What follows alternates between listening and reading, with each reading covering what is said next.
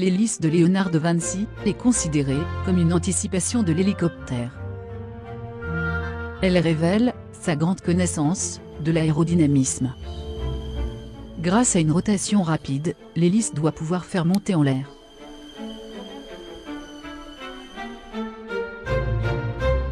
L'écluse, pensée par Léonard de Vinci, désigne un pertuis au Moyen-Âge, c'est un glissement vertical de panneaux pour le passage de bateaux.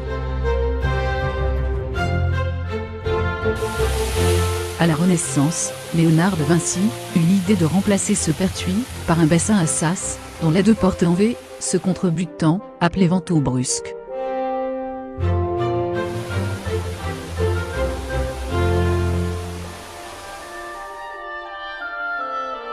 Léonard de Vinci imagine des ponts, des machines, des navires, et bien d'autres choses.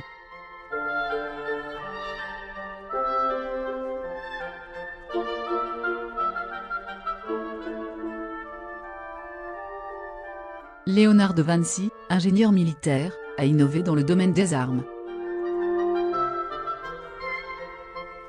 Ce char d'assaut était destiné à pénétrer les lignes ennemies. 8 hommes, actionnés par un jeu d'engrenages, 7 tortues, armées.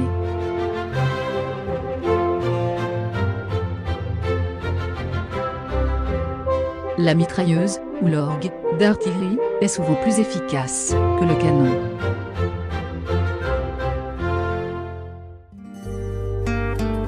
Léonard de Vinci, en disposant les canons en éventail, désorganisait les fantassins ennemis. Léonard de Vinci excellait dans le montage de ponts de bois et de cordes. Suspendus ou reposant sur roues, relève du génie militaire.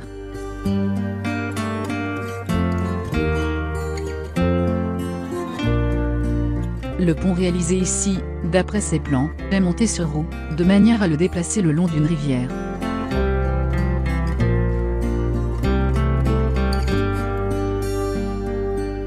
Le pont tournant parabolique est une solution aisée à enlever et à poser. Grâce à des treuils, des cordes et des roulettes, on peut faire rapidement pivoter ce pont. Et en cas de conflit, on pouvait interdire de traverser un fleuve. Cette exposition évoque l'atelier de Léonard de Vinci, sa carrière, ses sources, ses moyens. Léonard de Vinci, précurseur, invente différentes machines volantes, avec une anticipation de 5 siècles.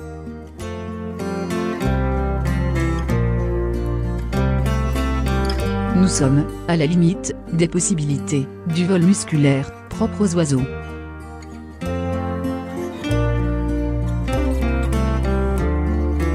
Au XIXe siècle, on continue d'utiliser des moulins à aubes. Les dents, des engrenages, sont amovibles pour pouvoir être changés.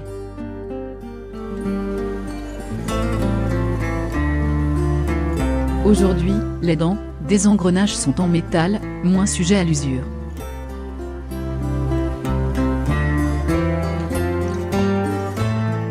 Léonard de Vinci imagine ce pont à 2 étages, pour une meilleure circulation. 2 voies de passage distinctes. L'une pour les piétons, l'autre pour les véhicules, marchandises et déchets. Léonard de Vinci appliqua une règle de proportion harmonieuse. La hauteur du rectangle est égale à la diagonale du carré de base. On retrouve cette proportion dans le format papier 21-29-7.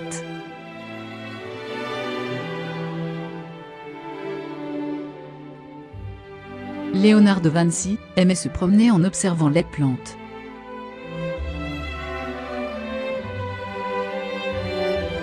Grâce à 2 années de recherche sur un corpus scientifique, recensant tous les travaux de Léonard de Vinci en lien avec la nature, que ce musée de plein air a vu le jour.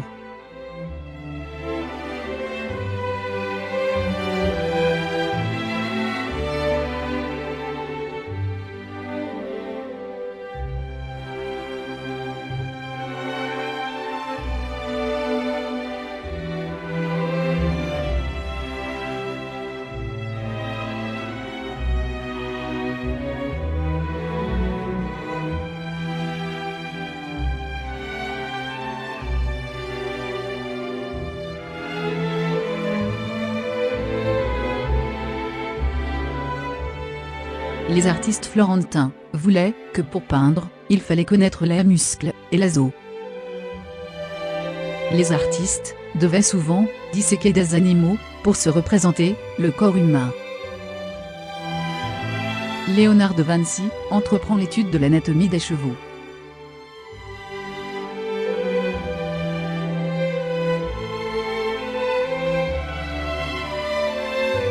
Le pigeonnier du Clos Lucé fut construit en 1480. De forme carrée à l'extérieur et octogonale à l'intérieur, est unique en Touraine. Il compte 1000 boulins, niches occupées par les couples de pigeons. C'était une véritable source de richesse, grâce aux pigeons, aux œufs et aux fientes, en grès naturel. Le prieuré du Saint-Esprit est un manoir du XVIe siècle. Aujourd'hui, auberge thématique Renaissance.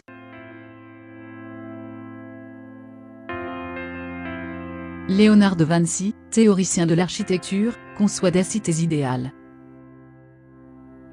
François Ier avait commandé à Léonard de Vinci des plans pour faire de Romorantin la capitale du royaume. Romorantin, cité idéale, le rêve inabouti de Léonard de Vinci et François Ier. Vitruve était un architecte romain qui vécut au 1er siècle avant Jésus-Christ.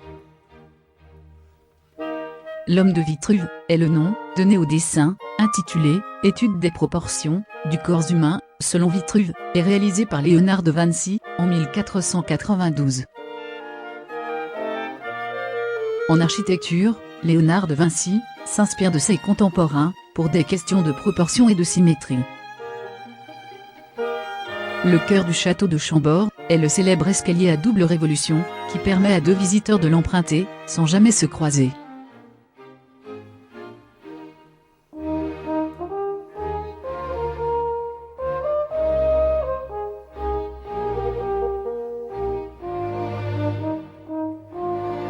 Le mathématicien, réputé, Pacioli, arrive à Milan, en 1496. Léonard de Vinci l'appellera maestro. Pacioli écrit le fameux traité, d'où naîtront les théories sur le nombre d'or. Le nombre d'or est une proportion harmonieuse entre les parties et le tout. Ce traité est illustré par Léonard de Vinci. Il dessine de nombreuses figures géométriques.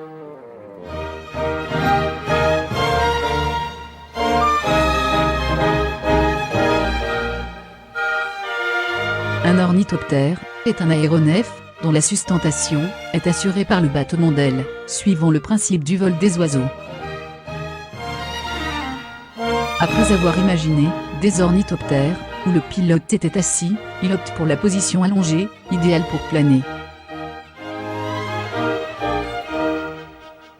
Il a observé la forme des ailes des chauves-souris, qu'il pense plus adaptée à l'homme que celle des oiseaux. Mais il a dû se rendre à la réalité, la seule force musculaire de l'homme est insuffisante pour faire voler une machine aussi lourde. Léonard de Vinci partage le rêve d'Icare. Il est certain que l'homme peut voler. Selon la mythologie, Dédale, enfermé dans son labyrinthe, avec son fils Icare, lui fabriqua des ailes pour qu'il puisse s'évader. Mais il s'approcha trop près du soleil, qui fit fondre la cire qui fixait les plumes. Il fut le précurseur du parachute. La force hydraulique anime un grand nombre de machines, présentes dans les carnets de Léonard de Vinci. Léonard de Vinci cherche un moyen pour optimiser la forme des aubes et des engrenages pour améliorer le rendement des moulins.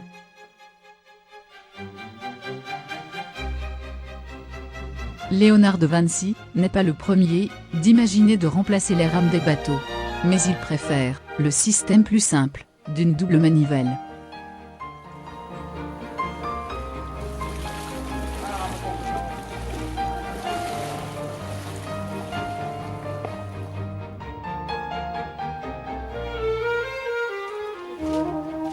La roue à écureuil constituait l'un des meilleurs moyens d'utiliser la force humaine. Ce système équipe la plupart des grues et machines qu'il conçoit.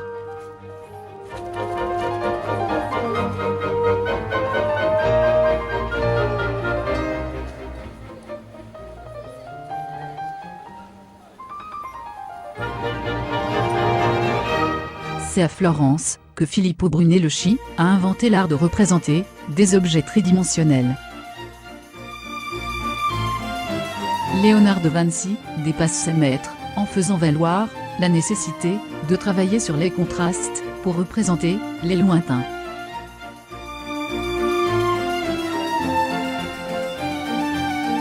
La vis d'Archimède est l'objet d'une véritable fascination chez Léonard de Vinci. Léonard de Vinci chercha à en améliorer le principe et chercha à la doubler. Le mouvement de la spirale pouvait être fourni par la force d'une roue hydraulique.